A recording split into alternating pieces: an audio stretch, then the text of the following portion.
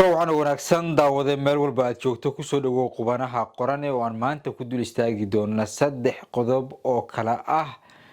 Xasan Sheekh Maxamuud oo noqon doona tan iyo 1969kii madaxweynihii u horeeyay ee Laascaanood lugta geliya dowlad goboleedyadii iyo Xasan Sheekh Maxamuud oo kala dhaqaaqay kadib markii Xasan la ogaaday qorshe uu wado ee ah in doorasho la qabto maadaama tiisi qof iyo codka ahayd ka fashilantay sidoo kale Masar Soomaaliya waa ay soo caga dhigatay wafdigii u horeeyay ayaa yimid oo indhayn ku bilaabay meelihii shaqada laga qaban lahaa saddexdaas qodob ayaan ku falanqeyn doonaa barnaamijkeena maanta ee ku soo dhawow saaxiibada u shargare haddii aad ku cusub tahay boggan ku soo biir aynu ku bilaabano marka koobaad Xasan Sheekh Maxamuud madaxweynaha Soomaaliya ayaa ballantii si caadi ah uga baxay uu la galay maamul goboleedyada Soomaaliya gaar ahaan Qoorqoor lafta gareen iyo madaxweynaha Hirshabeelle Cali Guudlaaw halka ballanta wada taalay waxay ahayd in doorasho Xasan oo aan gelin ayaguna aysan gelaynin oo ballan uu ka qaaday in aan laga hormarin laakiin haatan wax weyn isbedelay kadib markii qorshihii ugu weynaa ee madaxweyne Xasan Sheekh Maxamuud lahaay ee ahaa doorasho qof iyo cod ah meesha ay ka baxday una xaqiiqsaday in la aadi doono teendhada oo aan laga soo marin Xasan haatan ballantii dhan kale ay u weeciyay waxa uu qorsheeyay ka hor bilahan dhiman in doorashada maamul goboleedyadu ay dhacdo isagoo aad ugu dadaalaya rag uu hubo oo saaxiibadiisa inay halkaas ku soo baxaan maamul goboleedyada madaxdoodii wadnaha ayaa istaagi gaaray naxdin ay ka qaadeen hadalkaasi iyo xaqiiqada ay soo ogaadeen Qoorqoor ayaa ugu daray waxa la sheegay in hadalku ku dhagay oo dhiid waaweyn ka yimid hal mar oo hadlana uu yiri hadda Mahad Salaad ila tartamaya waa ninka ugu weyn ee cabsida ka qabo saska uu ka qabo xitaa qofkii salaamo Mahad Salaad Qoorqoor isma salaamaan islaamana hadlaan sidaas kaga dhamaatay hadda maanta Mahad Salaad xitaa magaciisa ku dhawaaqdo galmudug nabad kuma joogaysi haatana waxa uu xaqiiqsaday doorasho in la gelayo oo Mahad Salaad uu noqonayo dad kuwa la tartamaya iyo kuwa kale oo madax ah oo doonaya kursigaasi inay u carraan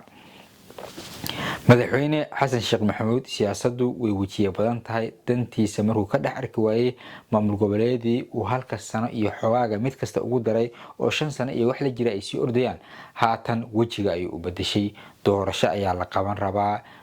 filla Soomaaliyana go'aankaasi ay gaartay madaxda marka laga tago Qoorqoor oo xaaladda ay ku adag tahay waxa la sheegayaa lafta gareen in haatan asagu uu hubka aruursanayo oo u diyaar garoobay sidoo isaga dhici lahaa waxa laga yaabaa lafta gareen inuu la mid noqdo Axmed Madoobe halkaasi dadka waxa cad ee tartami doona waxa kamid ah saaxiibka madaxweyne Xasan Sheekh Maxamuud ninkii agaasimaha filla Soomaaliya ahaan jiray oo lagu magacaabo Xuseen Sheekh sidoo kale ninka la yiraahdo wasiirka dekedaha Cabdulqaadir madaxana furan ayaa kamid ah dadka tartami doona dhamaantood waxa ka soo anfila Soomaaliya lafta gareen arintan geeri ayuu ka xigaa hadii la tartamayo oo Xasan Sheekh balanti uga baxana waxa uu rabaa sidii Axmed Madoobe inuu kaligiis bay dhaba qabsado xoog ku haysto tartamo waxa uu haystaa ilmo u daacad ah oo intii uu meeshaasi joogay oo farmaajo uu soo dhisay ilaa hadda inta ka dhaxaysana uu miiska soo saaray oo shaqeeyay Guudlaaw iyo lafta gareen Guudlaaw aan u soo geesto lafta gareen markaan ka imaano Cali Guudlaaw asoo kursigan waa iska xalaalay oo og yahay in madaxtinimada meesha ka dhacayna soo laabanaynin waxa la isku haystaa hadeertaan nin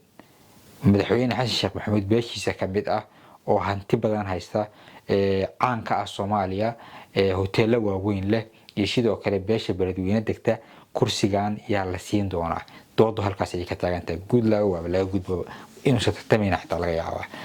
ninka lagu magacaabo 30 milyan haysta oo ninka la yiraahdo Cabdulqaadir lagu magacaabo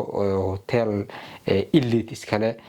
agaasimihii hore ee hay'adda argagixisada dib loo madaxa looga dhaqayo ee Soomaaliya hayn jira tubsan loo yaqaan haata laga wareejiyay waxa la sheegay kursigaas inuu u daayay in uu rabo inuu u tartamo Hirshabeelle laakiin waxa jirta isdiida ah in kursigan beesha xawaadla la siiyo oo dad badan ay arintaasi dhawr ka riixayaan waxaana jooga Sambaloolshe hirshabeelle xaaladeeda ayada tartan adag oo madaxweynihii talada hayay iyo kuwa kale ay ku tartamayaan kama dhici doono, laakiin fila Soomaaliya saaxiibadooda ayaa isu qabsan doona. halkaas aan uga gudubno ballantii xasan sheekh maxamuud uu baxay saaxiibadooda magaalada Laascaanood 1969 kadib madaxweynaha Soomaaliyeed ayaa la rajeynayaa in uu cagaha saaro halkaas, xitaa isagoo la socdo ra'iisul wasaarihiisa xasan sheekh maxamuud iyo xamse cabdi bare ayaa la filayaa inay ka qayb galaan caleemasaarka madaxweynaha cusub ee maamulka waqooyi bari ee Soomaaliya ninka lagu magacaabo Cabdiqaadir Fadhi. dawladdu haatan waxay wadaa qorshahaasi waxaana ku dhawaaqay hadalkan gudoomiye ku-xigeenka aqalka sare ninka lagu magacaabo Timcade oo sheegay in madaxweynaha Soomaaliya halkaas uu tagay. madaxweynaha Soomaaliyeed oo Laascaanood tagay waxa ugu dambeysay Cabdirashiid Cali Sharmaake oo lagu dilay halkaas kadib ma uusan tagin qof mas'uul Soomaaliyeed bila ka hor ayaa waxa tagay ra'iisul wasaare xamse cabdi bare. haatan madaxweyne xasan sheekh maxamuud ayaa halkaas ku jihaysan sida la sheegayo. ummadda halkaas degan farxad ay u tahay in ay arkayaan muddo 50 sano ah kadib 50 sano way ka sii badan tahay muddo 65 sano ah kadib in madaxweynaha Soomaaliyeed uu cagaha soo dhigayo dhulkooda.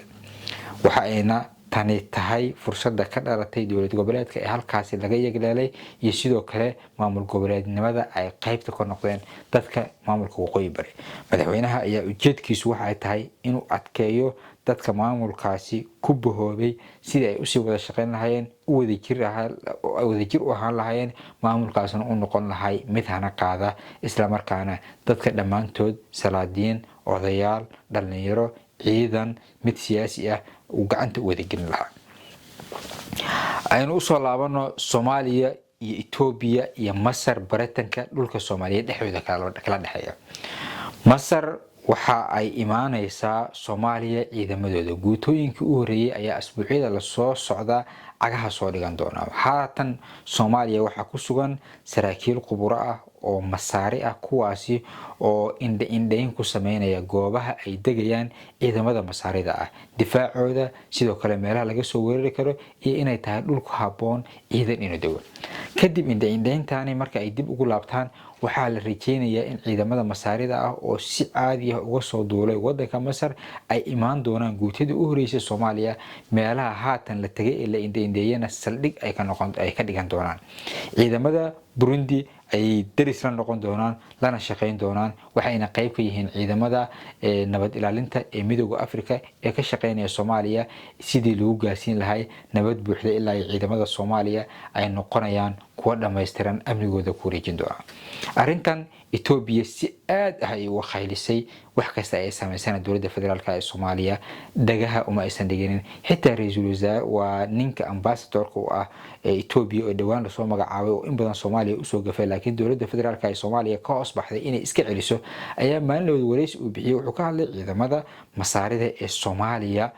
la keenayo waxaana sheegay inaysan dadka Soomaaliyeed u jirin laakiin isla markiiba wasaaradda arrimaha dibadda oo hadalkaasi ka xumaatay ka danqatay ayaa u yeertay ninkaasi. wasaaradda arrimaha dibadda ayaa la fariisiyay waxaana afcad lagu yiri arrimaha Soomaaliya cidda imaanaysa Soomaaliya madax u ah Soomaaliya u madax banaan kama hadli kartay gabi ahaantaadaba. wasiirka wasaaradda arrimaha dibadda Cabdisalaan ayaa la fariisay indhaha ayaana runta laga saaray sida la cadeeyay waxaana loo sheegay inaysan laga aqbali doonin mar dambe haduu arrimaha Soomaaliya internalka iyo dawladda federaalka ee Soomaaliya waxa go'aanadeeda safiir asagoo ah inuu ka hadlo hadii ay noqoto in wadankani uu isaga bixi doono si degdeg ah muddo 24 hours.